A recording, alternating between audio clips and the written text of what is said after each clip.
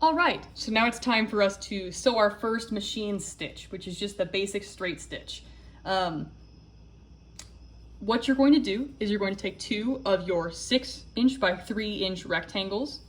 You're going to place them one on top of the other, lining up the edges. And you're going to choose one of the long edges that you're going to sew on. This is going to be my sewing edge. And then I'm going to go through and place pins, holding it together. A really important part of sewing, and I like to joke, half of sewing is pinning and the other half is ironing, because those are the two most time-consuming steps by far. But once you get it pinned all in place, it will save you so much grief when you're actually sewing, because then things will not pull around, get uneven and wonky, and it's especially important when it's something more complicated than two rectangles of the same size, because otherwise you're going to end up with seam all over the place. So now that we've got our pins and our fabric, we're going to place the fabric in the machine. I'm wanting to sew this at 5/8 of an inch because that is the standard seam allowance for commercial patterns. Generally in the costume shop, if seam allowance isn't specified, if they don't say to you, I want you to sew this at 1/4 inch, this is what they want. They want 5/8 of an inch. Sometimes there is reason to do something different, but generally 5/8. Next, I'm going to lower my presser foot onto my fabric, and I'll make sure it's all lined up and even right there. And then I'm ready to start. So what I'm going to do is slowly, making sure my stitch length is adjusted correctly, I'm going to put pressure on the foot pedal and it's going to start sewing for me. Once I get 3 stitches in, I'm going to stop, put my back stitch lever up, or whatever mechanism your sewing machine does to backstitch, and I'm going to do 3 stitches backwards. This will hold it all together and make sure it doesn't come undone at the ends. Then I'm just going to remove the first pin because I'm just about to sew there, and I'm going to guide it through the machine with my hands.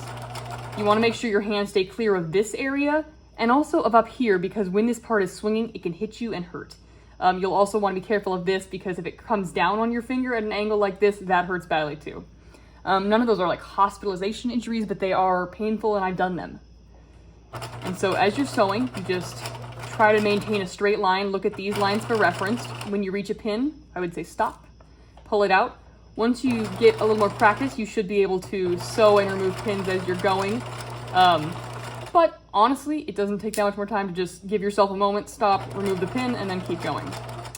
So once you reach the end of your fabric, it's time to backstitch again. So lever up, back for 3 stitches, and then I'm going to just sew the rest of the way off.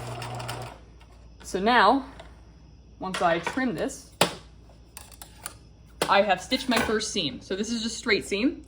You'll notice the line is straight and it is 5/8 of an inch in from the edge.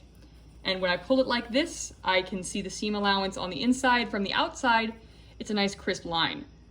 This is just the standard stitch, and honestly, it is the one that you're going to use far more than anything else.